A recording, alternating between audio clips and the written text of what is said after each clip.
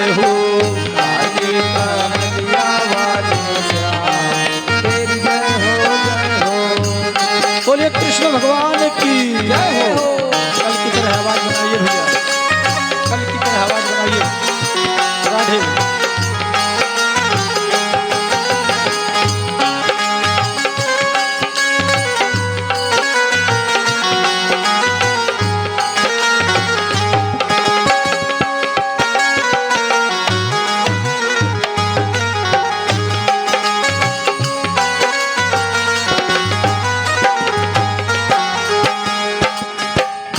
कमर कर धनिया वाले, पाँव पे जनिया वाले। कमर कर धनिया वाले, शाम पर धनिया वाले। कमर कर धनिया वाले, पाँव पर धनिया वाले। कमर कर धनिया वाले, पाँव पर धनिया वाले। नैना कजरारे वाले श्याम तेरी जय हो जय हो। नैना कजरारे वाले श्याम तेरी जय हो। हरि बोल। भैया ऑपरेटर महोदय सभी इंस्ट्रूमेंट से थोड़ा ऊपर करिए, सब कम करिए। आवाज ही नहीं मिलेगा क्या मतलब?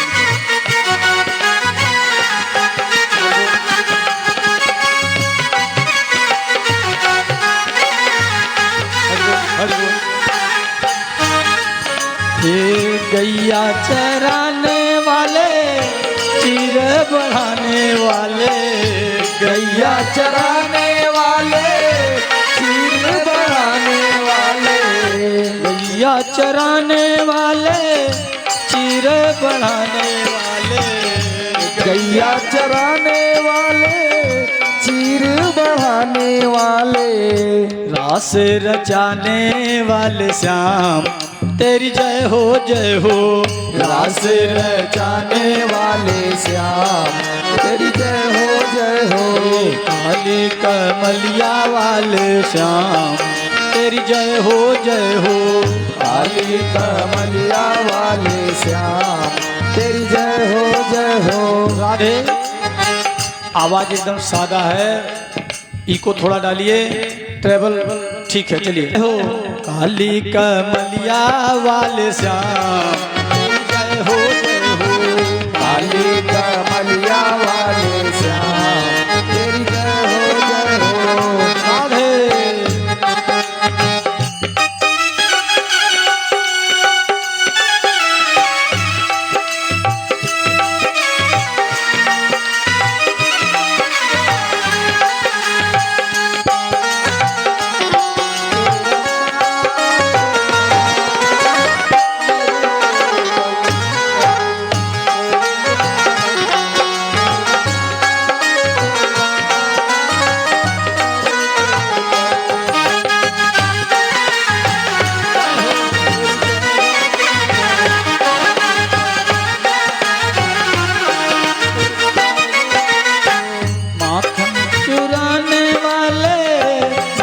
बजाने वाले।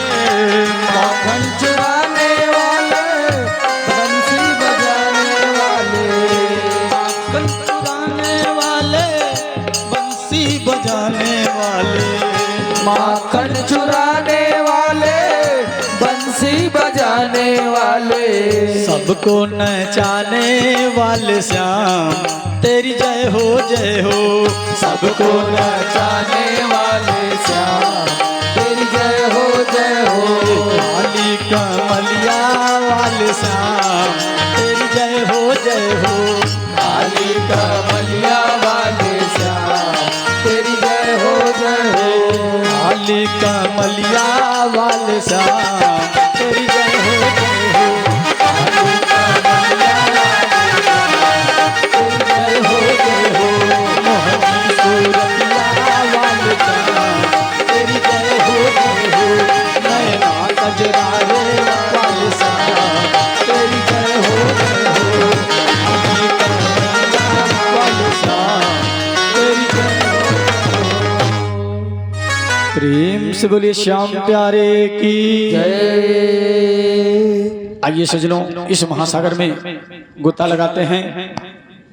जैसा कि आप सभी भगवत प्रेमीगण, कल आप सभी भगवत प्रेमियों ने श्रीमद् भागवत महापुराण के सुंदर सुंदर प्रसंगों को श्रवण करते हुए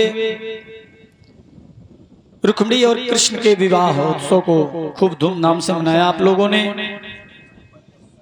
उसी कड़ी में कृष्ण रुक्मिणी के विवाह के बाद कन्हैया के और विवाह कैसे कैसे हुए, इन प्रसंगों को श्रवण करते हुए कृष्ण और सुदामा की मित्रता तक की कथा हम श्रवण करेंगे।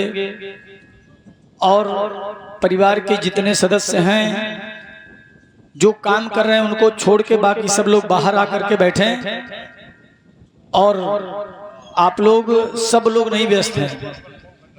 जो गार्जियन हैं वो जाकर के बोले कि सब लोग बाहर आकर के बैठे कथा में। प्रेम से बोले वृंदावन बिहारी लाल की। भोजन बनाना और अन्य कार्य तो रोज का है, प्रतिदिन उसको करना, हमेशा करना, लेकिन भगवत कथा हमेशा सुनने को नहीं प्राप्त होगा। तो आप लोगों को अवसर मिला है तो अपने अनुसार बिना किसी के कहे आकर के कथा श्रवण करें। और आप समस्त ग्रामवासियों को पुनः सूचित किया जा रहा है, आप सभी भगवत प्रेमीगण यथाशीघ्र कथा स्थल पर आवे, क्योंकि निरंतर 6 दिनों से आप लोगों ने जो कथा श्रवण किया है उसका पूरा का पूरा फल आज सुदामा और कृष्ण के मित्रता की कथा श्रवण करके प्राप्त हो जाती है। जो भगवत प्रेमीगण अभी तक नहीं आ पाए हैं किसी कारणवश व्यस्तता के वजह से, वो सभी भगवत प्रेमीगण कथा स्थल पर आने का कष्ट करें। सज्जनों, रुक्मिणी और कृष्ण के विवाह में कुंडिनपुर वासियों को युगल छवि का दर्शन हुआ। बहुत सुंदर दर्शन हुआ। इको कम करिए, वो थोड़ा सा इको कम करिए, 2-3 दिन आवाज आवता ना। हरिओम हरिओम, जय श्री राम, राधे राधे, हरिओम। तो सज्जनों, लक्ष्मी स्वरूपणी रुक्मिणी को बहुत अच्छा लगा गोविंद रूपी वर प्राप्त करके, वो गदगद हो गई। आचार्य सुखदेव जी महाराज कहते हैं, कामस्तु वासुदेवासो दग्ध प्राग रुद्रमन्युना देहोपपत्तये भूयस्यमेव प्रियपत्तदा। एक बात आपसे कहूं, जो व्यक्ति ज्यादा बढ़ता है ना, जो व्यक्ति जीवन में प्रगति के मार्ग पर चलता है उसके शत्रु भी उतने होते हैं। ध्यान दीजिएगा, अकारण शत्रु पैदा हो जाते हैं। जो जितना ज्यादा ऊंचा उठेगा उसके उतने ही शत्रु बढ़ेंगे, ये सत्य है। शत्रु किसी कारण से हो ऐसा नहीं, बिना कारण के भी शत्रु उत्पन्न हो जाते हैं। क्यों?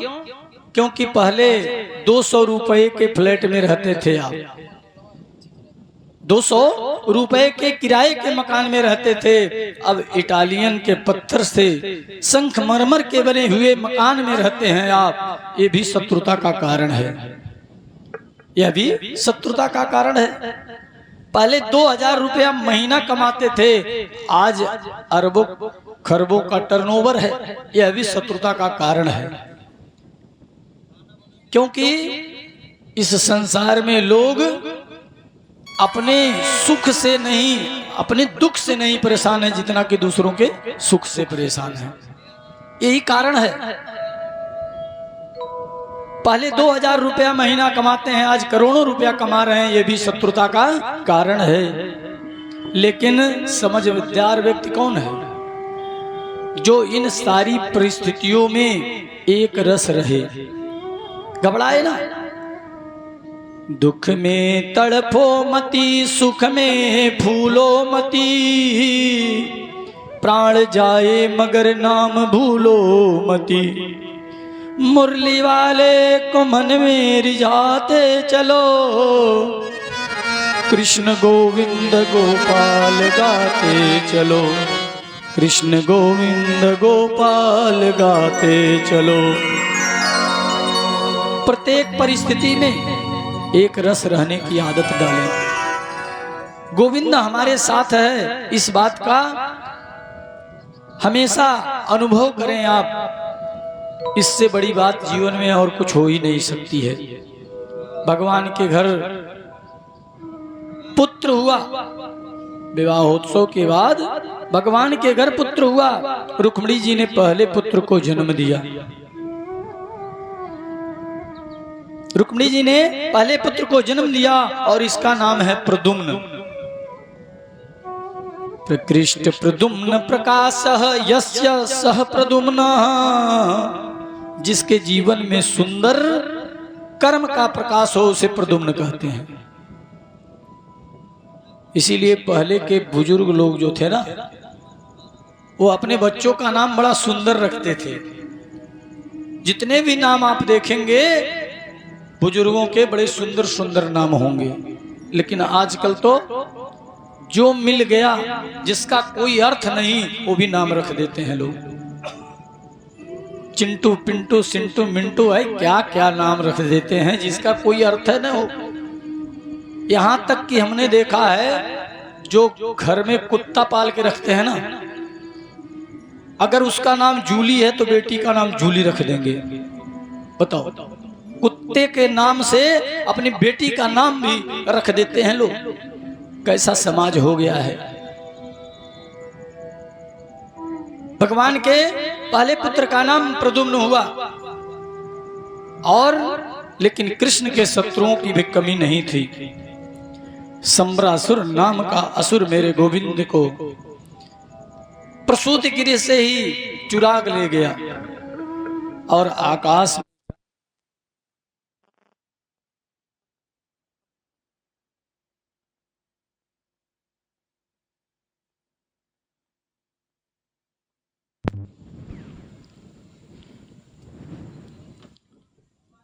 हरिओम। जय श्री राम, राधे राधे।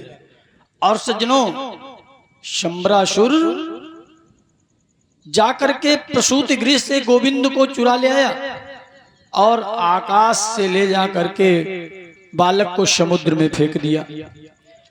और उस बालक को संजोग बस एक मछली ने निगल लिया। और जब मछुआरों ने उस समुद्र में जाल डाला तो मछुआरों के जाल में वो मछली फंस गई। सभी मछुआरे जब खींच करके बाहर निकाले तो देखा बहुत बड़ा, बहुत विशाल मछली थी वो। अब मछुआरे उस मछली को देख करके घबरा गए कि इतनी बड़ी मछली आज जाल में फंस गई। सो मछुआरों ने कहा इसका क्या किया जाए। तो विचार किया कि इसे जो है सम्रासुर को गिफ्ट में दे दिया जाए, क्योंकि यहाँ का राजा है सम्रासुर। तो सम्रासुर को इसे दे दिया जाए। सो मछुआरों ने ले जाकर के उस मछली को सम्रासुर को सौंप दिया। अब सम्रासुर जब उस मछली के पेट को चिड़वाया तो उसमें से सुंदर सा बालक निकला, और वह बालक किलो लेकर रहा था। और सज्जनों, शंबरासुर के घर भोजन बनाने का काम करती थी विद्यावती। विद्यावती संत नारद ने जाकर के विद्यावती के कान में कह दिया कि तुम्हारी गोद में जो बालक खेल रहा है यही तुम्हारा पति होगा। ये नारद ने जाकर के बता दिया। जब शिवती सरनयन उघारा, अनिरखत काम भयहु जरिछारा। भगवान शिव ने जब कामदेव को जला करके भस्म कर दिया था तो काम की पत्नी रति जो थी वो रुदन करने लगी, बहुत रोने लगी। भगवान शिव ने कहा तुम्हारा पति रो मत देवी, जो होना था अब तो हो गया। तुम्हारा पति द्वापर में कृष्ण का पुत्र बनेगा और तुम सम्रासुर के घर भोजन बनाने का काम करोगी। वहीं पे तुम्हारा पति तुम्हें मिल जाएगा। सो आज मिल गया। विधि के विधान को कोई टाल नहीं सकता। आज मिल गया। प्रद्युम्न जी का पालन पोषण वो उसी ढंग से करने लगी, क्योंकि उसे पता चल गया ना कि यह मेरा पति है, इसलिए उसी ढंग से वो पालन पोषण करने लगी। और प्रद्युम्न जब बड़े हुए तो सम्रासुर का वध करके पत्नी को लेकर के श्री द्वारिकापुरी में आ गए। और सज्जनों, प्रद्युम्न जी वहां गए और आए तब तक श्री कृष्ण के 16,107 विवाह और हो गए। जो रात्रि की कथा में आप सभी भगवत प्रेमियों ने कृष्ण और रुक्मिणी के विवाह का कथा श्रवण किया है ना, लेकिन कन्हैया के पूरे विवाह हुए हैं 16,108। एक विवाह के प्रसंगों को आप लोगों ने श्रवण किया। एक बात कहूं, भगवान के 16,108 विवाह होकर सभी पत्नियां हैं। अरे वो तो सबके पति हैं, वो तो परमात्मा हैं, वही तो सच्चे सबके पति हैं। भगवान का दूसरा विवाह हुआ भालू की बेटी से। जामवंत जी की पुत्री जामवंती के साथ भगवान का दूसरा विवाह हुआ। परीक्षित बड़ी उत्सुकता से सुन रहे हैं। बोले, गुरुदेव मेरी समझ में ये बात नहीं आई कि भालू की पुत्री और कृष्ण की पत्नी, ये बात मेरे समझ में नहीं आई। सुखदेव जी कहते हैं, राजन, द्वारिका में एक राजा आए थे, उनका नाम था सत्राजीत।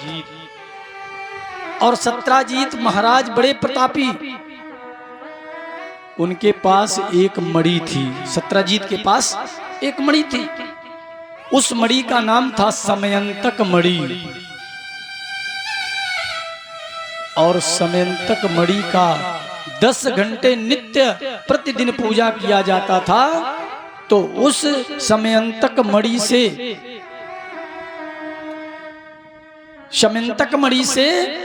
8 भार सोना रोज निकलता था। कितना? 8 भार सोना। 8 भार सोना आप 8 भरी मत समझना, जो आज का भरी है 8 भरी मत समझना, 8 तोले भी मत समझना सज्जनों। 8 भर को 2 क्विंटल कहते हैं। कितना? 2 क्विंटल। उस समयंतक मणि से प्रतिदिन 2 क्विंटल सोना निकला करता था। इतना स्वर्ण देने वाला मणि सत्राजीत के पास था। एक दिन सत्राजीत राजा मणि को कंठ में पहन करके श्री कृष्ण की सभा में आए। तो सत्राजीत को देख करके कृष्ण स्मित हास्य कर रहे हैं, मुस्कुरा रहे हैं। और हास्य करते हुए कन्हैया ने कहा, सत्राजीत, आप घर में कुल कितने प्राणी हो, कितने सदस्य हो? सत्राजीत बोले, एक मैं हूं, एक मेरी वृद्ध पत्नी, एक छोटा भाई प्रसेन और एक ही मेरी इकलौती पुत्री सत्यभामा है। सत्यभामा है। भगवान बोले, इसका मतलब तो कुल मिलाकर के घर में 4 सदस्य हो आप। बस इतना छोटा परिवार और इतना मणि देने वाला, इतना स्वर्ण देने वाला मणि रखते हो, क्या करोगे इस मणि का? यदि तुम चाहो तो मणि को खजाने में जमा कर दो, इससे प्रजा का बहुत बड़ा कल्याण होगा।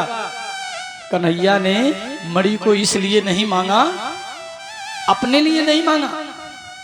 कन्हैया ने इसलिए सत्राजीत से कहा कि इससे पूरे राज्य के लोगों का कल्याण होगा, जमा कर दो। लेकिन सत्राजीत ने मना कर दिया। क्षमा करें महाराज, मैं मणि नहीं दे सकता। भगवान ने कहा, आपकी वस्तु है, अब आप नहीं देते तो कोई जबरदस्ती नहीं है। सत्राजीत मना कर दिया और मणि लेकर के चला गया। आज सज्जनों ऐसी घटना घटी, आज उसके भाई प्रसेन ने मणि को धारण कर लिया, पहन लिया, और प्रसेन उस मणि को पहन करके जंगल में शिकार खेलने चले गए। तो किसी सिंह ने प्रसेन को, मणि चमकता है, किसी सिंह ने देखा, सो प्रसेन को मार करके मणि छुड़ा लिया सिंह ने। उधर से जा रहे थे जामवंत जी, जामवंत जी ने सिंह को देखा, सिंह ने उस मणि को मुख में रखा था, वो चमकता हुआ मणि। जामवंत जी ने देखा, जामवंत जी का उस सिंह से बड़ा भयंकर युद्ध हुआ और जामवंत जी ने उस सिंह को मार करके मणि अपने ले ली। और मणि ले करके जामवंत जी गए अपनी बिटिया को खिलौना खेलने के लिए दे दिया, खिलौना समझ करके। अब वो क्या जाने मणि के महत्व को। सत्राजीत सोचता है, अब जब प्रसेन लौटे नहीं, काफी समय बीत गया, तो सत्राजीत सोचते हैं किसी ने मेरे भाई को मार करके मणि हथिया लिया। फिर उसने सोचा अभी परसों की बात है, मुझसे कृष्ण मणि मांग रहे थे, मैंने नहीं दिया, शायद इसीलिए कृष्ण ने ही प्रसेन को मार करके मणि छुड़ा ली। इतना बड़ा कलंक मेरे गोविंद को लग गया। भगवान को आज रात्रि भर नींद नहीं आई। क्यों? क्योंकि सज्जनों, काजल से भी कारी कोई चीज होती है तो व्यर्थ का कलंक होता है। परमात्मा कभी किसी को कलंकित न होने दे, ये प्रयास हमेशा करना चाहिए। अब भगवान को रात्रि भर नींद नहीं आई। प्रातः काल कन्हैया ने गर्गाचार्य जी से पूछा कि गुरुदेव, मैं तो जानता ही नहीं प्रसेन को, लेकिन मेरे ऊपर आज इतना बड़ा कलंक लगा। सत्राजीत कहता है कि मैंने प्रसेन को मार करके मणि हत्या लिया। आप देखिए जरा। गर्गाचार्य बोले, कन्हैया तुमने शायद चौथ वाला चंद्रमा देख लिया होगा। सज्जनों, भादों में चतुर्थी के दिन चंदा देखने से कलंक लग जाता है ना? ये प्रमाणित है, ऐसा शास्त्र कहता है कि भादों में चतुर्थी के दिन चंदा देखने से कलंक लग जाता है। भगवान से गर्गाचार्य कहते हैं, शायद आपने वो चौथ वाला चंदा देख लिया होगा। भगवान 10-5 लोगों को लेकर के गए, और जब गए जंगल में तो जहां प्रसेन मरे पड़े थे, जहां प्रसेन मरे हुए पड़े थे, वहां सिंह के निशान थे, पैरों के निशान लगे हुए थे। अब आगे बढ़े, उस निशान को देखते हुए आगे बढ़े तो आगे सिंह मरा हुआ पड़ा था, और जहां सिंह मरा हुआ पड़ा था वहां से वृक्ष, भालू के पैरों के निशान थे। भगवान उस वृक्ष के चिन्ह को देखते देखते प्रभु गोविंद उस जामवंत जी के गुफा तक पहुंच गए, और गुफा के अंदर प्रवेश किया तो अंदर जामवंत जी बैठे थे, और उनकी बिटिया उस मणि को लेकर के खेल रही थी। जामवंत जी कहते हैं, अरे कौन हो, कौन हो? कह करके जामवंत जी कृष्ण को मारने के लिए दौड़े, कन्हैया को मारने के लिए दौड़े। दोनों में भयंकर युद्ध छिड़ गया। कुछ काफी समय तक युद्ध चलता रहा। जामवंत जी की सारी नसें ढीली हो गई। कन्हैया से लड़ते लड़ते जामवंत जी की सारी नसें ढीली हो गई। श्री जामवंत जी बोले, बस बस बस, मैं समझ गया आप तो मेरे राम हो, रहने दो अब, बस हो गया। भगवान श्री राघवेंद्र जब रावण को मार करके आए तो अपनी पूरी सेना से कहा, आज मैं तुम सबसे प्रसन्न हूं, तुम कुछ न कुछ मांगो। किसी ने प्रेम मांगा, किसी ने भक्ति मांगी, किसी ने श्रद्धा मांगी, किसी ने पूजा करने की शक्ति मांगी, लेकिन जामवंत जी एकदम शांत खड़े थे। जामवंत जी एकदम शांत खड़े थे। राम जी ने कहा, जामवंत जी आप भी कुछ मांगो ना। जामवंत बोले, क्या मांगू भगवान? हैं? अरे रावण से हमने युद्ध किया, रावण से हमने युद्ध किया तो किया है, पर रावण की सेना में मेरे टक्कर का कोई वीर नहीं था, कोई वीर नहीं था। अब आप देना ही चाहते हो ना, तो जरा आप ही से दो दो हाथ हो जाए हमारी। ये जामवंत जी ने इच्छा प्रकट की राम जी से कि आप ही से दो दो हाथ हो जाए, मैं देखूं तो मेरे रघुवर में कितना बल है। भगवान ने कहा, ऐसा बिल्कुल नहीं हो सकता। स्वामी और सेवक का युद्ध ये तो मर्यादा के अनुकूल है, पर तुम्हारी यह अभिलाषा अवश्य पूर्ण होगी, जरूर पूरा करूंगा। इसीलिए प्रभु ने इशारा कर दिया कि द्वापर में यह तुम्हारी इच्छा पूर्ण होगी। त्रेता में भगवान राम ने यह वचन दिया था कि यह तुम्हारी इच्छा द्वापर में पूर्ण होगी। आज गोविंद ने जब युद्ध किया ना, तो जामवंत जी समझ गए, क्योंकि जामवंत को हराने वाला कोई नहीं था। आज जामवंत जी समझ गए कि बस बस बस ये तो हमारे प्रभु राम हैं। और सज्जनों, जामवंत जी मणि गोविंद को समर्पित करते हुए अपनी पुत्री जामवंती को भी उस मणि को जामवंती के हाथ पर रख करके कन्हैया को सौंप दिया। इस प्रकार भगवान का दूसरा विवाह जामवंती से हुआ। और सज्जनों, तीसरा विवाह भगवान का सत्यभामा से हुआ। तीसरा विवाह सत्यभामा से हुआ। चौथा विवाह कालिंदी से हुआ। पांचवा विवाह मित्रवृंदा से हुआ। छठवां विवाह नग्नजिति के साथ हुआ, जिन्हें सत्या भी कहते हैं। छठा विवाह सत्या के साथ। और सज्जनों, भगवान का आठवां विवाह लक्ष्मणा के साथ हुआ। 8 विवाह भगवान के संपन्न हुए। एक और पराक्रमी राजा था भौमासुर, जो भूमि से प्रकट हुआ था, इसीलिए उसका नाम था भौमासुर। भौमासुर ने अपने बल का दुरुपयोग किया। भौमासुर अपने बल का बहुत दुरुपयोग करता था।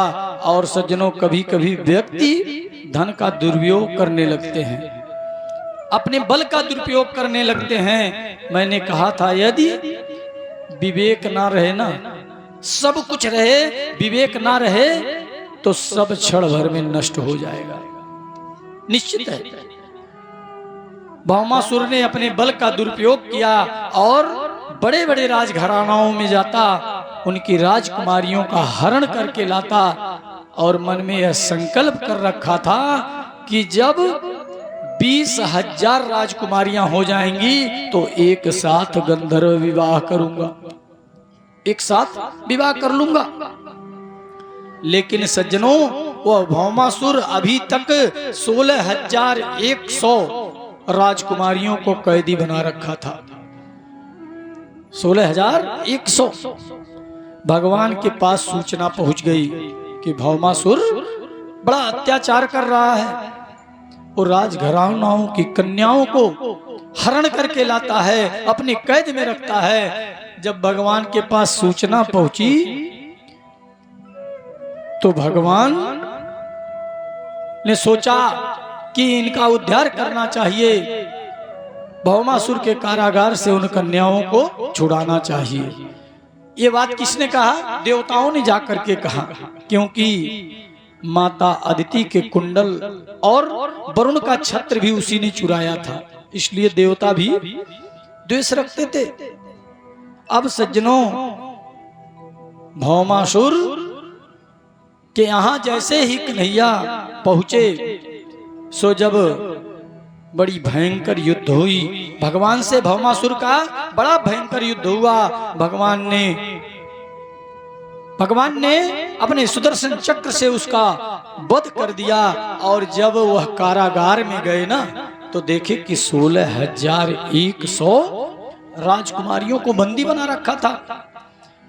मेरे गोविंद का नेत्र सजल गया, कन्हैया के आंखों से अश्रु झरने लगा। सोचने लगे ये सब राजकुमारियां कहां जाएंगी? दुनिया का कोई भी राजकुमार इन्हें स्वीकार नहीं करेगा, क्योंकि ये भौमासुर के कारागार से होकर के आई हैं। इनके माता पिता भी इन्हें स्वीकार नहीं करेंगे। अब इन राजकुमारियों के सामने केवल 2 रास्ता है, या तो ये कुएं में गिर करके आत्महत्या कर लेंगी, या तो ये गलत रास्ते पे चली जाएंगी, तो समाज में बड़ी बुराइयां फैलेंगी। भगवान ने बड़ी विचित्र बात सोची। भगवान ने सोचा कि ये सब बड़ा गड़बड़ हो जाएगा, तो भगवान ने उस राजकुमारियों से कहा, तुम्हारे मन में यदि कोई अन्यथा बात ना आवे ना, कोई विचार ना आवे, तो मैं आप सबसे कुछ कहूं। राजकुमारियों से कन्हैया कहते हैं कि यदि तुम सब चाहो तो मैं तुम सभी को अपनी पत्नी के रूप में स्वीकार करता हूं। मेरे गोविंद ने 16,100 राजकुमारियों के साथ एक ही मुहूर्त में एक साथ गंधर्व विवाह किया। यदि ऐसा कृष्ण नहीं करते ना, तो विचार करके देखो, यदि कन्हैया ऐसा नहीं करते तो बताओ समाज में कितनी विकृति फैलती। राजकुमारियां धन्य हो गईं। कृष्ण ने पत्नी के रूप में उन्हें स्वीकार कर लिया, उन्हें मानवीय गुणों से जीने का अवसर प्रदान कर दिया। भगवान द्वारिका में आ गए। इसीलिए कहते हैं ना, कन्हैया ने जो किया है उसे कोई नहीं कर सकता, करने की कोशिश भी ना करे। कुछ लोग कहते हैं ना, जिनकी बुद्धि अंतर्मुखी हो गई है, कुछ लोग कहते हैं कन्हैया ने 16,108 विवाह किए हैं। अरे एक विवाह करने के बाद तो दुनिया का चक्कर काटना ही पड़ता है। भगवान से तुलना भला कोई कर सकता है क्या? कदाचित नहीं कर सकता। भगवान ने उन 16,000 राजकुमारियों को गलत मार्ग से जाने के लिए, यदि भगवान भी ठुकरा देते तो क्या होता 16,100 राजकुमारियों का। आज भगवान के पूरे विवाह कितने हुए? 16,108। भगवान द्वारिका में आ गए। बड़ा सुंदर परिवार है भगवान का, बड़ी शांति है भगवान के परिवार में। और सज्जनों, भगवान का इतना बड़ा परिवार, भगवान के इतने विवाह क्या, 16,108 का मतलब क्या है सज्जनों? 16,108 रानियां पटरानियों से भगवान का इतना बड़ा परिवार हुआ कि 16,108 रानी पटरानियों से 1,61,180 पुत्र और पुत्रियां हुए। कितने? इतना बड़ा परिवार, 1,61,180 पुत्र और पुत्री, इतना बड़ा भगवान का परिवार। लेकिन भगवान के परिवार में बड़ी शांति है, बड़ी शांति है। इसीलिए कहते हैं ना, जहां सुमति तहाँ संपत्ति नाना, आ जहां कुमति तहाँ विपत्ति निधाना। जिस घर में सुमति होता है ना, उस घर में लक्ष्मी वास करती हैं। और जहां रोज रोज लड़ाई झगड़ा होता है, रोज रोज खुटपुट होता है आपस में, वहां लक्ष्मी वास नहीं करती है। सज्जनों, भगवान के इतने विवाह क्या हैं? 16,108 का मतलब क्या है आप जाने? वेद के 3 कांड हैं। कितने? 3 कांड हैं। पहला ज्ञान कांड, ज्ञान कांड के 4,000 मंत्र हैं। दूसरा कर्मकांड, कर्मकांड के 80,000 मंत्र हैं। और तीसरा उपासना कांड, उपासना कांड के 16,000 मंत्र हैं। 16,000 मंत्र हैं। उपसमीपे आसनम उपासनम, परमात्मा के समीप चले जाना ही उपासना है। 16,000 वेद के जो उपासना कांड के मंत्र है ना, वही श्री कृष्ण की 16,000 पत्नियां हैं। ध्यान दीजिएगा। इसीलिए कहते हैं पर ब्रह्म से तुलना करना मानव के बस की बात नहीं है। 16,000 उपासना कांड के जो मंत्र हैं वही 16,000 कृष्ण की पत्नियां हैं। और 100 प्रकार के जो उपनिषद हैं, वेदांत हैं, जिनमें कृष्ण भक्ति का प्रतिपादन किया गया है, वह 100 प्रकार के उपनिषद ही श्री कृष्ण की 100 पत्नियां हैं। कितने हुए? 16,100।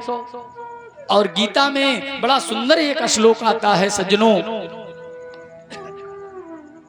भूमिरापो नलो वायु खनम मनो बुद्धिरेव च अहंकारम इति मम्मे भिन्ना प्रकृतिराष्ट्र राधा।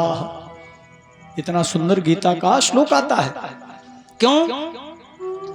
8 प्रकार की प्रकृति होती हैं। 8 प्रकार की प्रकृतियां होती हैं। कौन कौन? भूमि, जल, अग्नि, वायु, आकाश, मन, बुद्धि और अहंकार। ये 8 प्रकार की प्रकृतियां होती हैं। जीव में और ईश्वर में अंतर क्या होता है? जीव और ईश्वर में अंतर, जो प्रकृति के बस में रहता है वो जीव है। हम सभी किसके बस में हैं? प्रकृति के बस में हैं, इसलिए हम जीव हैं। और प्रकृति जिसके बस में रहती है वो परमात्मा है। इसीलिए जीव और ईश्वर में यही अंतर है कि हम प्रकृति के बस में हैं और प्रकृति जिसके बस में वो ईश्वर है। परमात्मा प्रकृति के बस में नहीं रहती है सज्जनों, बल्कि प्रकृति परमात्मा के बस में रहती है। 100 प्रकार के उपनिषद, कृष्ण की 100 पत्नियां, वेद के 16,000 उपासना कांड के मंत्र, कृष्ण की 16,000 पत्नियां, इस प्रकार 16,108 विवाह भगवान के हुए। ये सब वेद की ऋचाएं हैं, सब वेद के मंत्र हैं। भगवान के पुत्र बड़े सुशील हैं, बड़े सज्जन हैं। सबसे बड़े प्रद्युम्न हैं। प्रद्युम्न के 2 विवाह हुए। कितने?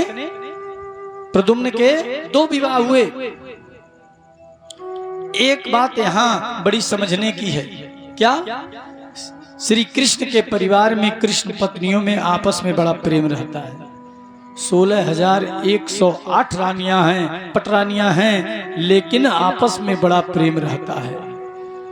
लेकिन भगवान से बारी बारी सभी रूठती रहती हैं। और रूठना भी बड़े महत्व की बात है सज्जनों। आप रूठ जाएं और मनाने वाला कोई ना हो तो रूठने का मजा तभी आता है जब मनाने वाला होता है। कृष्ण पत्नियों में बारी बारी से सभी रूठती हैं। आज कृष्ण के विवाह के 20 वर्ष हो गए। कन्हैया के विवाह के 20 वर्ष हो गए। अच्छा एक बात और बताओ, 16,108 रानियां पटरानियां जो है ना, इसमें सबसे ज्यादा रूठने का काम कौन करती थी? जो हमेशा बार बार रूठा करती थी वो कौन थी? सबसे ज्यादा रूठने का काम सत्यभामा जी करती थी। क्यों? क्योंकि सत्राजीत की पुत्री थी ना। सत्राजीत के पास जो मणि थी, उस मणि से प्रतिदिन 2 क्विंटल सोना निकला करता था। और सज्जनों, सत्राजीत की बिटिया का घमंड क्यों नहीं होगा भाई? आजकल जो कन्याएं अपने घर से खूब ढेर सारा दहेज लेकर आती है ना, तो फिर उनसे एक कल्पना मत करो कि वो आपके घर काम करेंगे, झाड़ू पोछा लगाएंगे, है ना? तो थोड़ा गुमान तो रहेगा ही ना। सत्यभामा बात बात पे रूठ जाया करती थी और सभी पत्नियां कृष्ण से बड़े प्रेम करती थीं। आज सत्यभामा के मन में आया कि कोई ऐसा उपाय करूं जिससे कृष्ण केवल मुझसे प्रेम करें, है ना, मुझसे प्रेम करें। संत नारद जी का संयोग से आगमन हो गया। उसी समय श्रीमन नारायण नारायण नारायण करते हुए सत्यभामा ने कहा, देवर्षि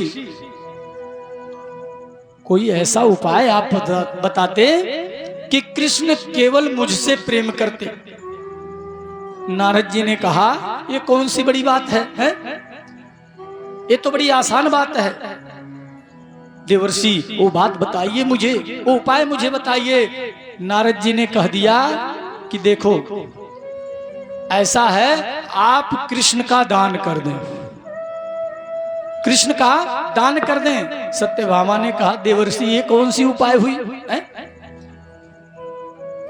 अभी तो इतना ही है ना कि हमसे ज्यादा प्रेम नहीं करते, आप कह रहे हैं दान कर दो, दान करने के बाद तो वो मेरे हाथ से ही चले जाएंगे।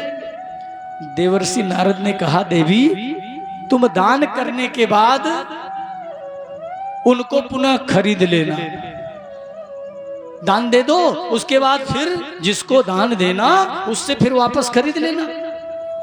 अब सत्यभामा को लगा कि मेरे पास तो हीरे जवाहरात की कमी नहीं है। सत्यभामा ने सोचा कि कन्हैया को मैं तो हीरे से तौल दूंगी। उनके मन में बात बैठ गई कि चलो ठीक है, ये देवर्षि का बड़ा बढ़िया उपाय है, सुंदर उपाय है। अब नारद जी श्रीमन नारायण नारायण करते हुए चले गए। सत्यभामा ने विचार किया, सत्यभामा ने सोचा कि अब ब्राह्मण ढूंढूं, अब दान देना है तो ब्राह्मण तो खोजना पड़ेगा। सत्यभामा पूरे नगर में ढूंढ डाली, कोई ब्राह्मण कृष्ण का दान लेने के लिए तैयार ही नहीं हुआ। अब भाई कन्हैया को दान में कौन ले सकता है? जब कोई ब्राह्मण नहीं मिला, परेशान हो गई सत्यभामा, तो सत्यभामा जी नारद जी को बुलवाई। नारद जी आए। सत्यभामा ने कहा, देवर्षि आपने कौन सा उपाय हमें बता दिया है? अरे कोई ब्राह्मण ही नहीं मिलता, कृष्ण का दान लेने के लिए मुझे कोई ब्राह्मण ही नहीं मिला। ऐसा करिए, आप भी ब्राह्मण हो, आप ही कृष्ण का दान ले लो। अब नारद जी ने कहा, भाई ब्राह्मण का कर्तव्य है दान लेना, मैं तो इनकार भी नहीं कर सकता। सत्यभामा ने कहा, ठीक है। सो कन्हैया का हाथ पकड़ करके सत्यभामा ने नारद को दान कर दिया, कृष्ण का दान नारद को दे दिया। अब नारद मुनि ने क्या किया, अपना बीड़ा एक हाथ में पकड़ा दिया, करताल एक हाथ में पकड़ा दिया और कृष्ण को पकड़ा और लेके चलने लगे। श्रीमन नारायण नारायण करते हुए निकलने लगे। सत्यभामा ने कहा, देवर्षि अरे रुकिए तो सही, कहां चले? नारद जी कहते हैं, अब आपने दान कर दिया तो दान दी हुई वस्तु तो अब मेरी हो गई, मैं चाहे जहां ले जाऊं। सत्यभामा ने कहा, आपने ये भी तो उपाय बताया था कि दान देने के बाद फिर वापस ले लेना। नारद जी ने कहा, तो ठीक है। तुला लगा दिया तराजू, एक पलड़े पे कन्हैया को बैठा दिया, एक पलड़े पे कन्हैया को बैठा दिया और दूसरे पलड़े पे सत्यभामा से नारद जी कहते हैं, आप इस पे अपना आभूषण जितना आपके पास हीरे जवाहरात हैं सब रखिए और मेरे कन्हैया के बराबर तोल के दे दो, फिर ले जाओ कन्हैया को। सत्यभामा अपने समस्त आभूषणों को उस पलड़े पे रखना प्रारंभ की, लेकिन पलड़ा टस से मस नहीं हुआ, जरा सा नहीं हिला। सत्यभामा भागी भागी गई, उनके पास और जितना था सारा आभूषण लाला करके रख दिया उन्होंने, सोने चांदी जवाहरात हीरे मोती सब कुछ रख दिया, लेकिन पलड़ा टस से मस नहीं हुआ, जरा सा नहीं हिला। सत्यभामा जी घबरा गई। धीरे धीरे सभी पत्नियों में बात फैल गई। 16,108 रानियां पटरानियां, सभी रानियों में बात फैल गई। सब भागी भागी आई। सब लोगों ने सोचा कि सत्यभामा ने तो गलती कर दिया है, तो इसका सुधार होना चाहिए। धीरे धीरे सभी पत्नियों ने अपने अपने आभूषणों को रखना प्रारंभ किया कि जैसे भी हो कृष्ण को जाने नहीं देना है। लेकिन सज्जनों 16,107 रानियां पटरानियां अपने अपने आभूषणों को रखा, लेकिन पलड़ा टस से मस नहीं हुआ। सब लोगों ने देखा कि सभी रानियां पटरानियां नजर आ रही हैं, लेकिन रुक्मिणी जी कहीं नजर नहीं आ रही। रुक्मिणी जी कहीं नजर नहीं आ रही हैं। लोगों ने सोचा उनको भी बुलाया जाए, उनके पास भी तो कुछ आभूषण होंगे, हो सकता है उनका आभूषण रखने से पलड़ा उठ जाए। सो सज्जनों रुक्मिणी जी को बुलाया गया, और रुक्मिणी जी जो हैं वो लक्ष्मी की अवतार हैं। रुक्मिणी जी आई और आकर के हाथ में केवल तुलसी का एक पत्र है रुक्मिणी जी के, और उस तुलसी दल को लेकर के रुक्मिणी जी उस तुला का 5 परिक्रमा की, तुला का परिक्रमा करने लगी। श्रीमन नारायण नारायण नारायण श्रीमन, सब लोग बोलिए नारायण नारायण, लक्ष्मी नारायण नारायण नारायण, लक्ष्मी नारायण नारायण नारायण, श्रीमन नारायण नारायण नारायण, श्रीमन नारायण नारायण नारायण। और श्रीमन नारायण करते हुए 5 परिक्रमा किया रुक्मिणी जी ने, और परिक्रमा करके केवल एक तुलसी का दल उस पलड़े पे रखा, सो पलड़ा उठ गया। तो कहते हैं सच्चा प्रेम जहां होता है ना, वहां कीमत नहीं देखी जाती है ना। तो केवल एक तुलसी के दल रखने से लक्ष्मी जी ने जैसे ही रखा, सो पलड़ा उठ गया। आज सत्यभामा को ज्ञात हो गया कि सच्चा प्रेम का यदि कोई प्रतीक है तो हमारे कन्हैया हैं, रुक्मिणी मैया हैं, हम उनकी तुलना नहीं कर सकते। आज सज्जनों रुक्मिणी और कृष्ण के विवाह के 20 वर्ष हो गए। कितने? 20 वर्ष हो गए। रुक्मिणी जी के 4 पुत्र हैं, लेकिन रुक्मिणी के चेहरे पर कृष्ण ने कभी क्रोध नहीं देखा, आज तक कभी क्रोध नहीं देखा। प्रेम से बोली वृंदावन बिहारी लाल की। अच्छा एक बात और बताइए, आप सबके मन में ये बात आती होगी कि कृष्ण की 16,108 रानियां पटरानियां हैं, लेकिन मंदिरों में किसके साथ कृष्ण को देखते हैं आप लोग? राधा रानी के साथ ना। कहीं भी मंदिर में रुक्मिणी के साथ आप कृष्ण को देखे? नहीं देखे ना। ये प्रश्न उठता होगा जरूर मन में कि जिसके पास 16,108 रानियां पटरानियां हैं, वह केवल राधा रानी के साथ क्यों विराजमान रहता है ना। तो सज्जनों एक बार कन्हैया ने अपने पेट में दर्द का बहाना किया, और बेतहासा दर्द कृष्ण के पेट में उत्पन्न हुआ। देवर्षि नारद जी वहीं पे विराजमान थे। नारद जी ने देखा, नारद जी घबरा गए। कृष्ण के पेट के दर्द को देख करके नारद जी घबरा गए, और नारद जी वैद्य बुलाए, जितनी औषधि हो सकी सब कुछ किया, लेकिन कृष्ण के पेट का दर्द नहीं गया। सारे उपाय करके जब थक गए नारद जी, पेट का दर्द नहीं गया, कन्हैया के हाथ जोड़कर खड़े हो गए कि अब इसका उपचार आप ही बताएंगे कि आपके पेट का दर्द कैसे जाएगा। सो कृष्ण ने कहा, देवर्षि, मेरे पेट का दर्द तभी जाएगा यदि कोई नारी सच्चे हृदय से मुझे पति के रूप में यदि वर्ण करती होगी, यदि उसके चरणों की धूल मुझे मिल जाए तभी मेरे पेट का दर्द जाएगा। कोई स्त्री मुझे पति के रूप में सच्चे हृदय से वर्ण करती हो और उसकी चरणों की धूल मिल जाए तो मेरा पेट का दर्द समाप्त हो जाएगा। नारद जी ने सोचा, जिसके पास 16,108 रानियां पटरानियां, भला उसके लिए जरा सी चरणों की धूल की क्या बात है। सो नारद जी भागे भागे रुक्मिणी जी के कक्ष में पहुंच गए। रुक्मिणी मैया ने देखा, अरे देवर्षि कैसे आना हुआ। नारद जी कहते हैं, कृष्ण के पेट में बेतहासा दर्द है। अब रुक्मिणी जी तो घबरा गई। तो देवर्षि उपाय नहीं किया। देवर्षि ने कहा, सब कुछ कर डाला लेकिन पेट का दर्द नहीं जा रहा। तो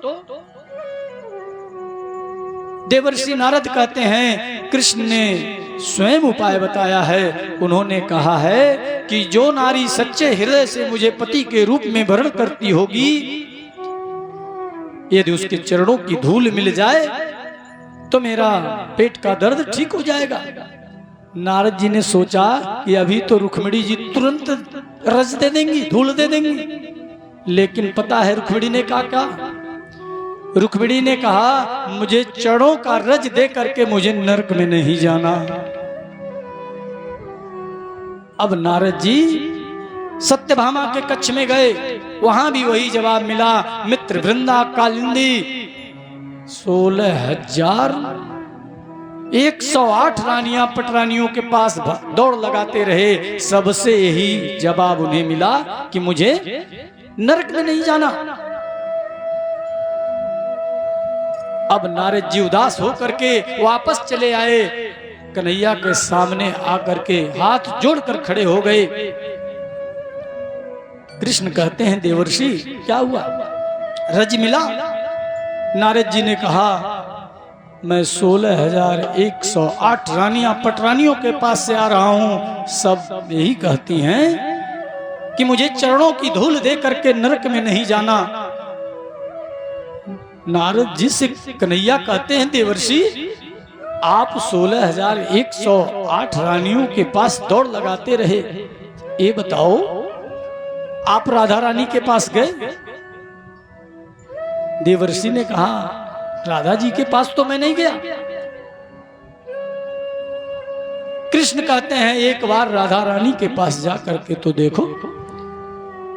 देवर्षि वहां से निकले और जैसे राधा रानी के पास पहुंचे, राधा रानी से जैसे ही कहा कि कृष्ण के पेट में अथाह दर्द है, सो राधा रानी जमीन पर गिर पड़ी, मूर्छित सी हो गई, विक्षिप्त सी हो गई। कुछ क्षण में होश आया तो राधा जी कहती हैं कि क्या हुआ, उनके पेट का दर्द क्यों नहीं जा रहा है, कोई औषधि दिया? नारद जी ने सारा वृतांत बताया। उन्होंने कहा, कृष्ण कहते हैं कि जो नारी सच्चे हृदय से मुझे पति के रूप में वर्ण करती होगी, यदि उसके चरणों की धूल मिल जाए तो मेरे पेट का दर्द ठीक हो जाएगा। पता है राधा रानी ने क्या जवाब दिया?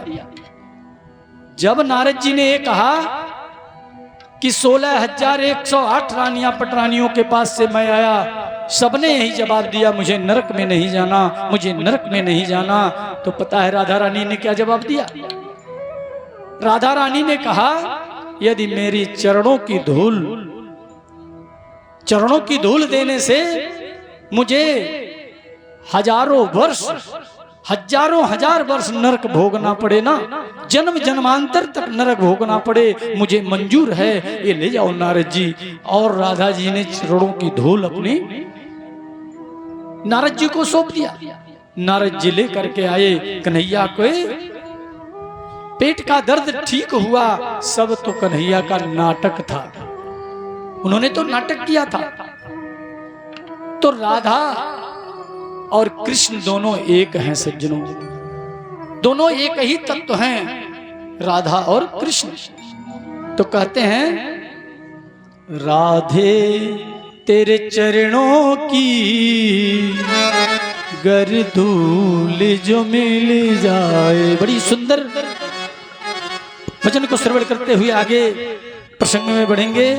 प्रेम से बोले श्रीमद् भागवत महापुराण की जय।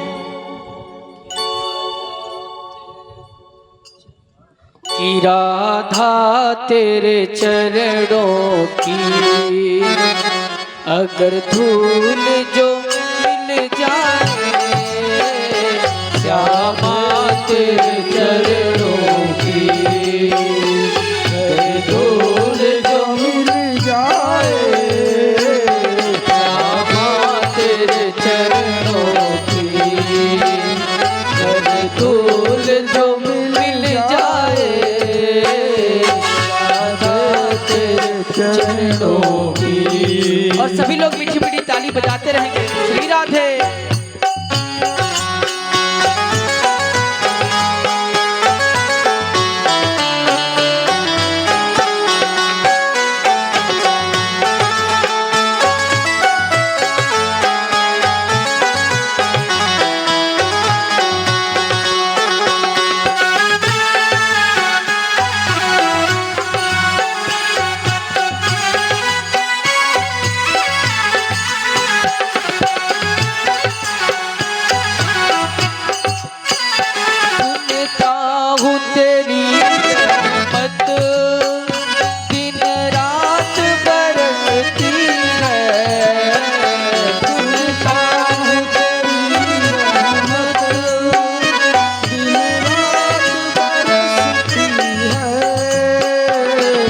बूंद जो मिल जाए, एक बूंद जो मिल जाए, दिल की कली खिल जाए, राधा तेरे चरणों की गर धूल जो मिल जाए, श्यामा तेरे चरणों की।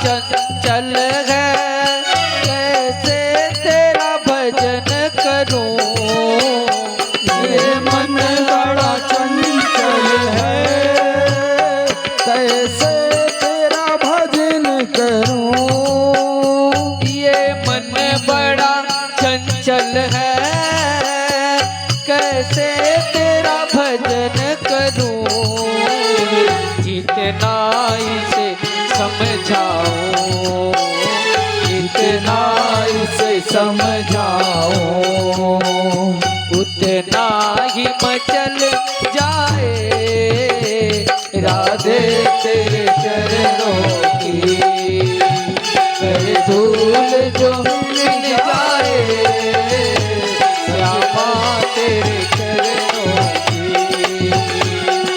श्री राधे। मीठी मीठी तालियों की सेवा करते हुए जय हो।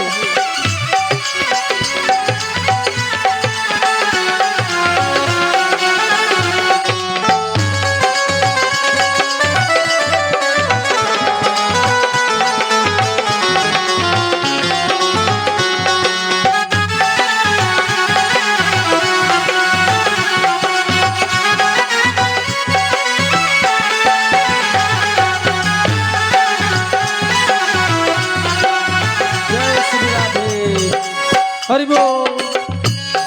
ये कन्हैया नजरों से गिराना चाहे जितनी सजा देना, नजरों से गिराना चाहे जितनी सजा देना, बोलिए सांवरे सरकार की, जय हो। राधा रानी की जय हो। कहते हैं कि बेवजह रेल के पटरी से कटना नहीं चाहिए, और जहां लगा हो 440 वोल्ट का करंट वहां सटना नहीं चाहिए, लेकिन जहां आ जाए मान सम्मान की बात वहां पीछे हटना नहीं चाहिए। तो कन्हैया के प्यार में जो दीवाने हैं कहना, नजरों से गिराना चाहे जितनी सजा देना, नजरों से गिराना चाहे जितनी सजा देना, नजरों से जो गिर जाए, नजरों से जो गिर जाए, मुश्किल ही संभल पाए, राधे तेरे चरणों की गली धूल धूल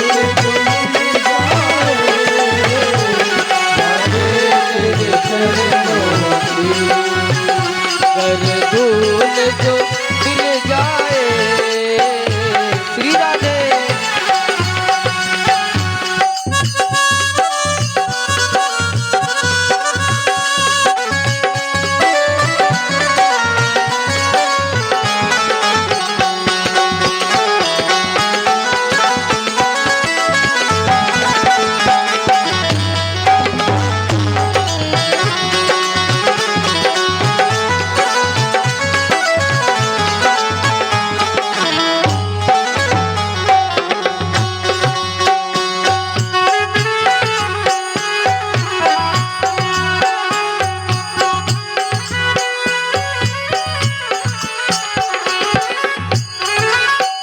श्यामा इस जीवन की बस एक तमन्ना है,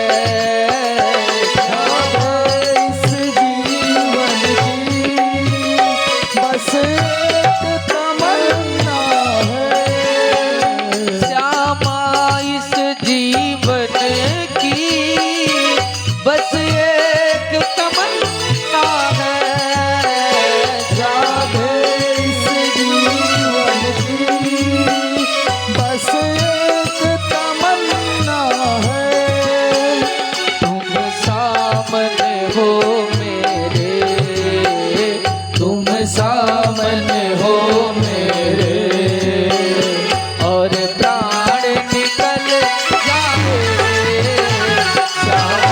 तेरे चरणों कर धूल जो मिल जाए, सच कहता हूँ मेरी तकदीर बदल जाए, श्यामा तेरे चरणों की, राधे तेरे चरणों की, कर धूल जो मिल जाए, श्यामा तेरे चरणों की। प्रेम से बोले राधे रानी सरकार की जय बोलिए श्रीमद् भागवत महापुराण की जय। तो सज्जनों, यह हमारा भारतवर्ष है और भारतवर्ष में हमने मानव रूप लेकर के, मानव का शरीर हमें मिला है, जन्म लिए हैं, तो हमारा कर्तव्य है कि हम भगवत भक्ति भी करते रहें। कुछ लोग आज सोचत ने कि चलब तो कहीं 12 बजे न बैठक पर जाए। समस्या यह बा न कि महाराज जी 12 बजे ले बैठावे, लेकिन ये नहीं मालूम बा कि 12 बजे रतिया ले जे बैठा ला ओकर कितना फल मिलला है। दिना में तो सब जागला, लेकिन ये रतिया में जे जागता ये केकरे लिए जागता? ठाकुर के लिए, कन्हैया के लिए, है ना। तो उसका फल पूरा का पूरा मिलने वाला है।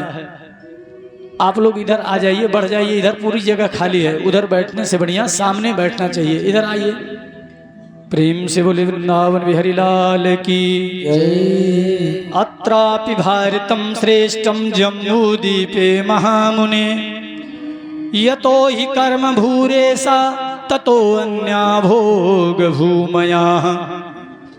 सज्जनों, इस जम्बू द्वीप में भी भारतवर्ष श्रेष्ठ है। क्यों? क्योंकि यह कर्म भूमि है, यहाँ कर्म करने वाले की ही पूजा होती है। क्योंकि कहते हैं ना, कर्म प्रधान विश्वर चिराखा, जो जस करी सो तस फल चाखा। जे जैसन करी वैसे फल उन्हें मिली। बबूरी के पेड़ लगाई हैं तो आम एक फल का कामना न करे, नहीं मिली। तो आज इस बेलिया में आप सभी भगवत प्रेमी बैठ करके जो ये कथा का रसास्वादन कर रहे हैं और यह जो खजाना इकट्ठा कर रहे हैं, यही जो है यही बैंक बैलेंस साथ जाएगा और कुछ जाएगा नहीं। इसलिए कथा को जब भी श्रवण करें ना तो मुस्कुराते हुए करें। ऐसा न बैठे रहें कि मालूम पड़े कि घर का दरवाजा खोल के आई हूं, उसका चिंता लगा हो, ऐसा नहीं। कैसे? मुस्कुराते हुए कथा को श्रवण करनी चाहिए, क्योंकि मुस्कुराहट का बड़ा महत्व होता है सज्जनों। अगर आप एक अध्यापक हैं, ये मुस्कुराहट का दृष्टांत इसलिए मुझे याद आ गया कि कन्हैया के 20 वर्ष हो गए विवाह के, लेकिन रुक्मिणी के चेहरे पे कभी क्रोध नहीं देखा था कन्हैया ने, हमेशा मुस्कुराती रहती थी। आज सज्जनों कहते हैं मुस्कुराहट का बड़ा महत्व होता है। आप अगर एक अध्यापक हैं पेशे से, यदि आप एक अध्यापक हैं तो आप मुस्कुराते हुए कक्षा में प्रवेश करें तो देखना समस्त बच्चों के चेहरों पे मुस्कुराहट होगी, है ना। अगर आप डॉक्टर हैं पेशे से, अगर आप डॉक्टर हैं तो मुस्कुराते हुए मरीज का इलाज करें तो मरीज का आत्मविश्वास दुगना होगा। अब मरीज को सुई लगाना हो, अब मुंह खोप बना हो क्रोध, तो पता चलेगा उसका तो रोग और बढ़ जाएगा, है ना। मुस्कुराते हुए मरीज का इलाज करे तो मरीज जल्दी ठीक होगा। अगर आप एक गृहिणी हैं, हमारी माताएं बहनें श्रोत करें, यदि आप एक गृहिणी हैं तो मुस्कुराते हुए घर का हर काम करें तो फिर देखना पूरे परिवार में खुशियों का माहौल होगा। अगर आप घर के मुखिया हैं, दादाजी अगर आप घर के मुखिया हैं तो मुस्कुराते हुए शाम को घर में घुसना, फिर देखना पूरे परिवार में खुशियों का ही माहौल होगा। मुस्कुराइए, क्योंकि मुस्कुराहट के पैसे नहीं लगते हैं। मुस्कुराहट के पैसे लगते हैं क्या? हैं? मुस्कुराइए, क्योंकि मुस्कुराहट के पैसे नहीं लगते हैं। यह खुशी ये प्रभु प्रदत्त है, भगवान ने दिया है। मुस्कुराइए, क्योंकि जीवन आपको दोबारा फिर मिलने वाला नहीं है। मुस्कुराइए, क्योंकि क्रोध में दिया गया आशीर्वाद भी बुरा लगता है और मुस्कुरा करके कहे हुए बुरे शब्द भी अच्छे लगते हैं। मुस्कुराइए, क्योंकि आपकी हंसी किसी की खुशी का कारण बन सकती है। और सबसे बड़ी बात, मुस्कुराइए क्योंकि यह मनुष्य होने का सबसे बड़ा पहचान है। क्योंकि एक पशु कभी मुस्कुराता है क्या? देखें हैं पशुओं को मुस्कुराते हुए? एक पशु कभी नहीं मुस्कुराता है। मुस्कुराता है तो केवल मनुष्य। इसीलिए स्वयं मुस्कुराइए और दूसरों के चेहरों पे भी मुस्कुराहट लाइए। प्रेम से बोले वृंदावन बिहारी लाल की। और आज 20 वर्ष हो गए कन्हैया के विवाह के, लेकिन रुक्मिणी के चेहरे पर कृष्ण ने अभी कभी मुस्कुराहट नहीं देखा, क्रोध नहीं देखा, हमेशा मुस्कुराती रहती हैं। सुखदेव जी कहते हैं, राजन एक दरबान से लेकर के महाराज तक, संतरी से लेकर के मंत्री तक यही सभी बात करते हैं कि हे प्रभु हमारी रुक्मिणी जैसी महारानी सभी को देना, सभी को मिले। रुक्मिणी के चेहरे पर क्रोध किसी ने नहीं देखा था। इसीलिए मेरे गोविंद की नजर में रुक्मिणी जी अत्यंत प्रिय हैं, आदरणीय हैं। मेरे कृष्ण रुक्मिणी जी से बहुत प्रेम करते हैं। नहीं तो समस्त पत्नियां रूठती थीं,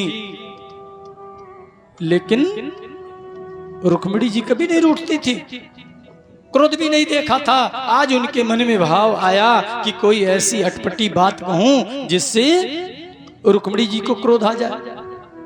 अब बताइए, ये भी कोई बात हुई है?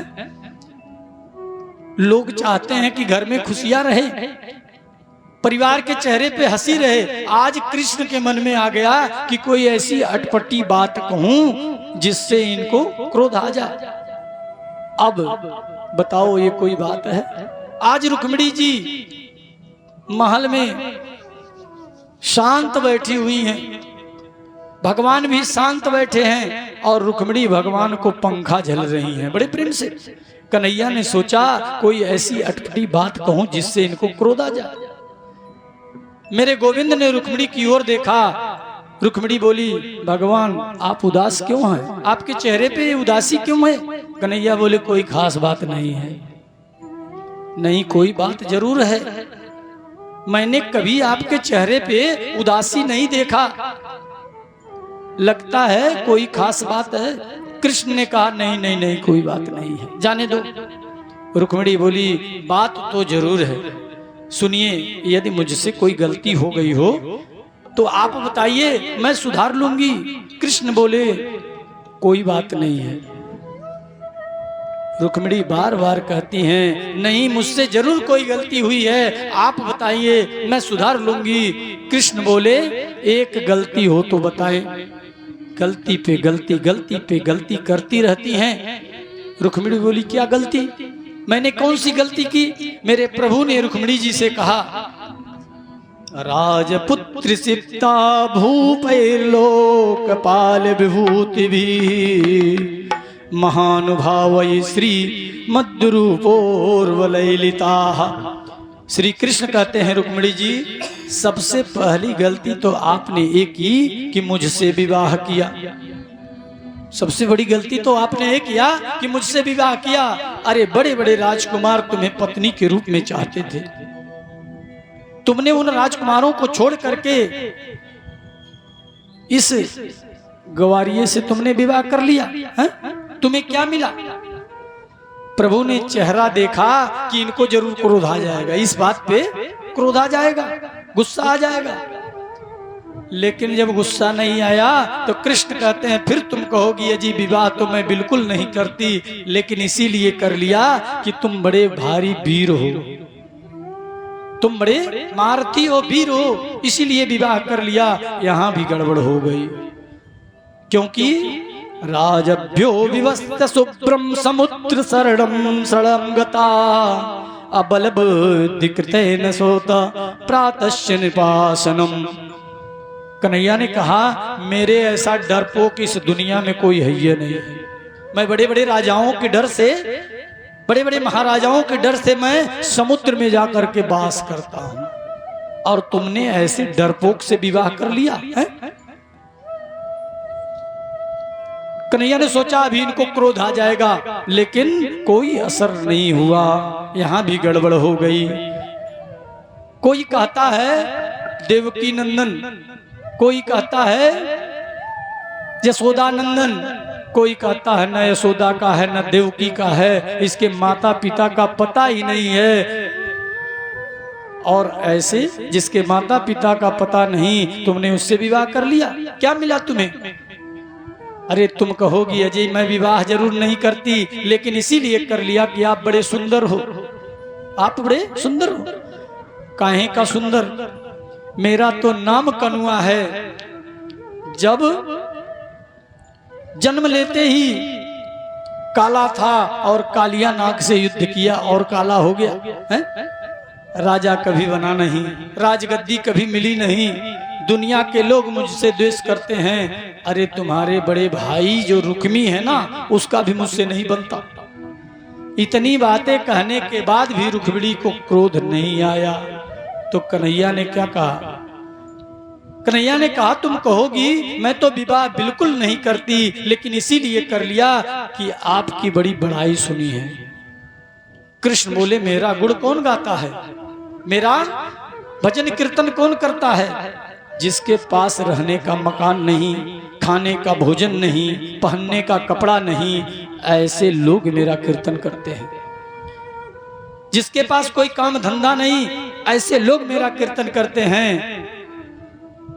अब तो इतनी बातें कहने पर भी रुक्मिणी जी को क्रोध नहीं आया, तो मालूम है भगवान क्या बोले? अभी भी कुछ नहीं बिगड़ा है। कृष्ण कहते हैं अभी भी कुछ बिगड़ा नहीं है, तुम चाहो तो मैं शिशुपाल से बातें करके। सोचिए ये 20 वर्ष बाद कृष्ण कह रहे हैं, कहते हैं अभी कुछ नहीं बिगड़ा है, तुम कहो तो शिशुपाल से बातें कर ले, कल ही तुम्हारा विवाह शिशुपाल से करा दूं। ये बात कब कही? जब रुक्मिणी जी के 5 पुत्र हो गए तब जाकर के इन्होंने ऐसी बात कही। आजकल की धर्म पत्नियां होती ना तो अकल ठिकाने लगा देती, पक्का है ऐसी बात पे। कहती शर्म नहीं आती है ऐसी बात करते बुढ़ापे में है? कम से कम 2 समय का तो भोजन नहीं है मिलता, पक्का है इस बात पे। 2 समय का भोजन बिल्कुल नहीं मिलता, सब ठीक ठाक हो जाता पतिदेव का, अकल ठिकाने आ जाती। लेकिन इतनी बात सुन करके भी रुक्मिणी जी को क्रोध नहीं आया, बेचारी मूर्छित होकर के गिर पड़ी। चवर कहीं पे गिर पड़ा, एकदम भयभीत सी हो गई रुक्मिणी जी। भगवान ने कहा अरे ये क्या हो गया? मैंने तो सोचा था कि इनके चेहरे पे क्रोध आ जाएगा, लेकिन ये क्या हो गया? भगवान घबरा गए।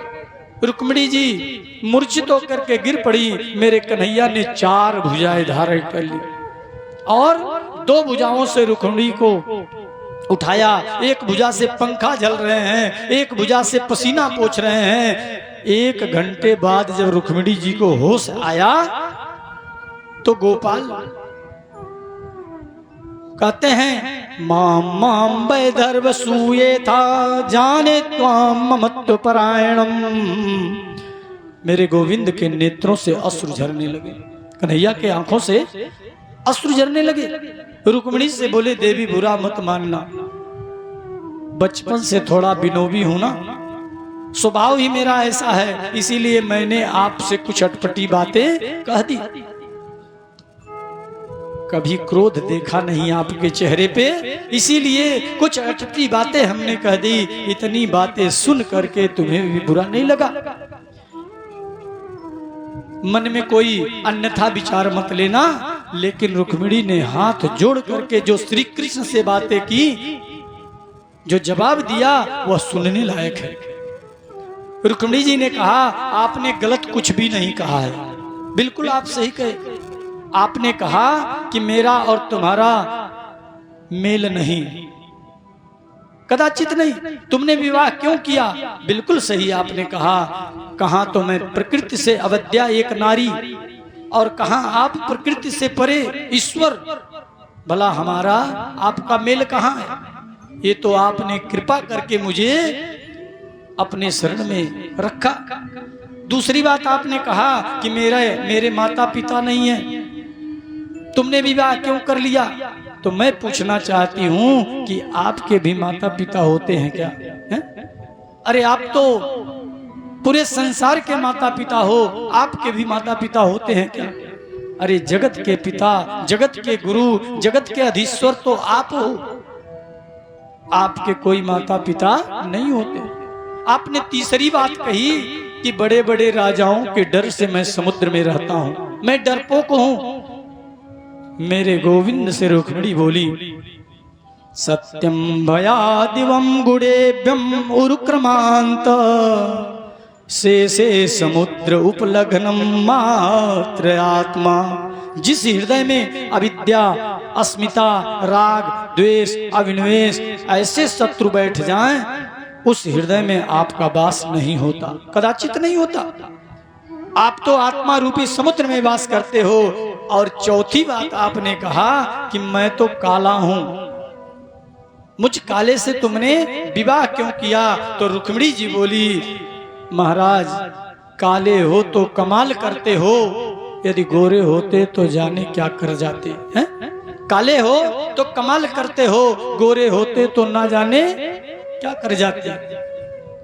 यदि नंदलाला तुम होते लली, यदि नंदलाला तुम होते लली तो गले कट जाते करोड़न के। कितनी ऊंची बात कही रुक्मिणी जी ने। हमारे ब्रज के संतों ने गाया है, अरे नंदलाला ये तो तुम खैर मनाओ कि तुम लाला हो, कहीं लाली होते तो जाने क्या हो जाता, है ना। अरे तुम इतने सुंदर हो, तुम काले नहीं, तुम तो जग के उजाले हो, तुम तो जग के उजाले हो।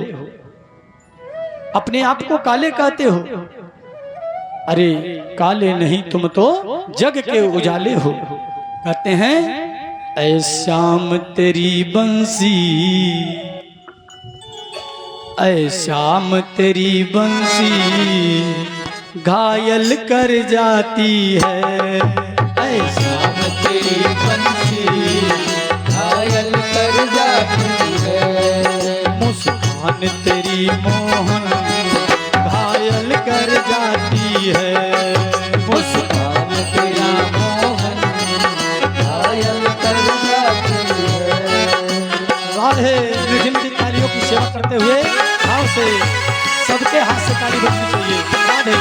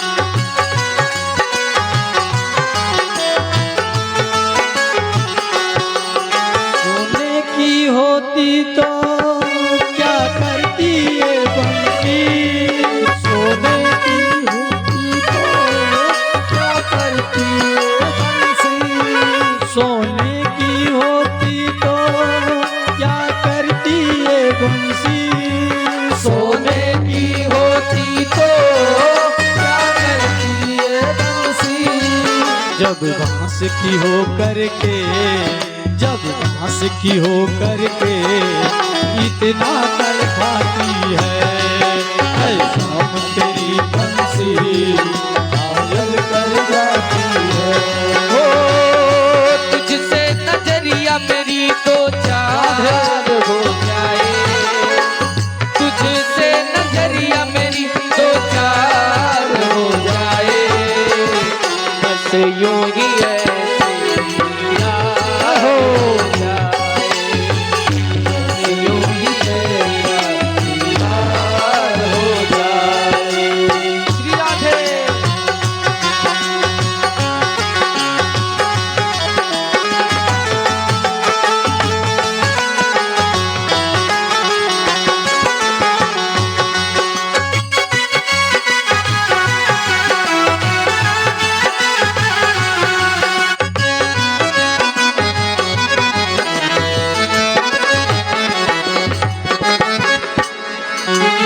गोरे होते तो क्या करते तुम मोहन, गोरे होते तो क्या करते तुम मोहन। यदि गोरे होते तो क्या करते तुम मोहन, यदि गोरे होते तो क्या करते तुम मोहन।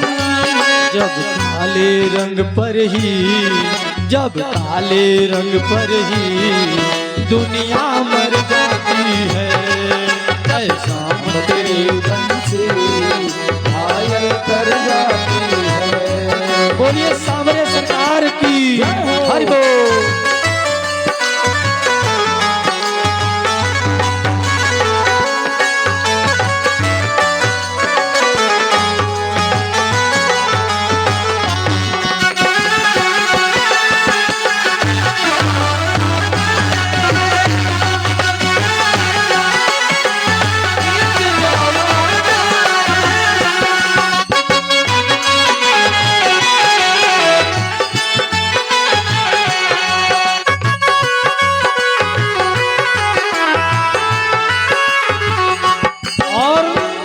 कहते हैं दुनिया वालों से बात करने के लिए फोन की जरूरत पड़ती है, दुनिया वालों से बात करने के लिए फोन की जरूरत पड़ती है, और मेरे श्याम से बात करने के लिए मौन की जरूरत पड़ती है।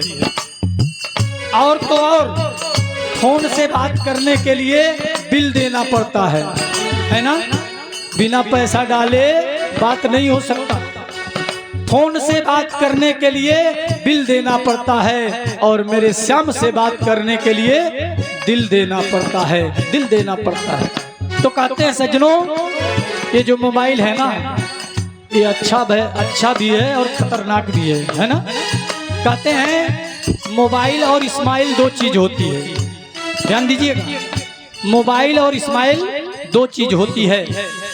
आज के आदमी के हाथ में मोबाइल तो है पर चेहरे पर इस्माइल नहीं है। मेरा निवेदन होगा, हाथ में मोबाइल हो या ना हो कोई बात नहीं, पर चेहरे पे इस्माइल जरूर रखना, चेहरे पे इस्माइल जरूर रखना। क्योंकि आदमी मोबाइल से नहीं, आदमी मोबाइल से नहीं स्मार्ट होता है, आदमी मोबाइल से नहीं स्मार्ट बनता। फिर मोबाइल के लिए तो रुपए पैसे खर्च करने पड़ते हैं, पर इस्माइल तो प्रभु प्रदत्त है, मुस्कुराहट प्रभु प्रदत्त है। जिसे गरीब से गरीब आदमी, उस पर अधिकार है उसका।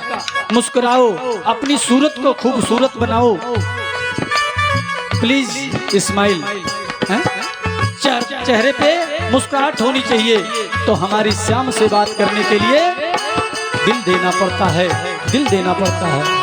ऐ श्याम तेरी बंसी घायल कर जाती है, ऐ श्याम तेरी बंसी घायल कर जाती है। क्या गए क्यों गए क्या खबर, हम मगर जो भी गए बड़ा है। कन्हैया तुमसे मिलना, बातें करना बड़ा लगता है। हाँ, तेरी बंसी पागल कर जाती है, श्याम तेरी बंसी घायल कर जाती है।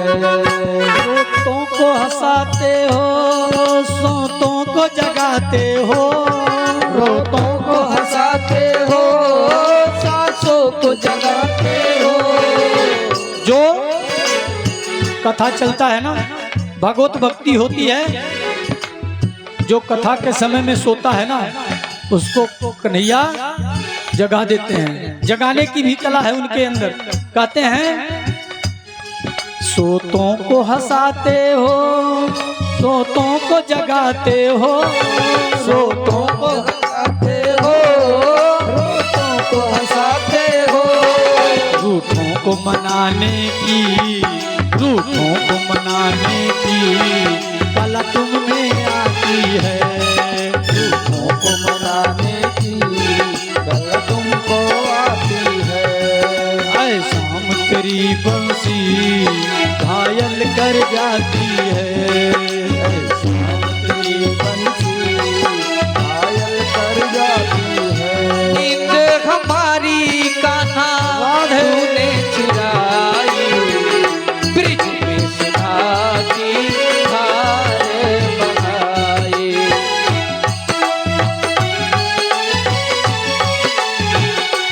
राजा दिल ये पुकारे तुझको, ले के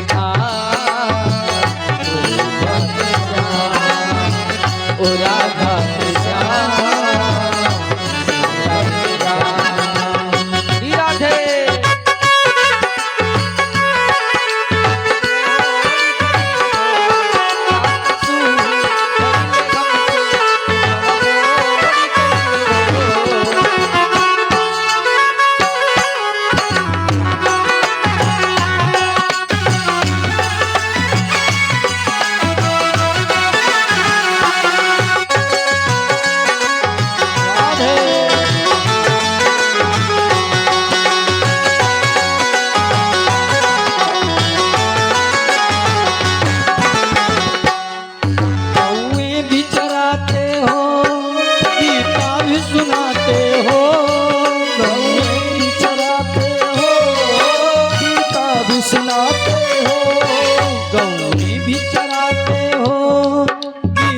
भी सुनाते हो, में भी चराते हो, गीता भी सुनाते हो।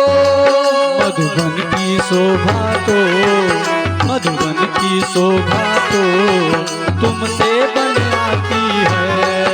ऐसा तेरी बंसी घायल कर जाती है। धीरे से कहना क्या? मुस्कान तेरी मोहन घायल कर जाती है। ऐसा तेरी बंसी घायल कर जाती है। ऐसा तेरी बंसी घायल कर जाती है। ऐसा तेरी बंसी घायल कर जाती है। मुस्कान तेरी मोहन, मुस्कान तेरी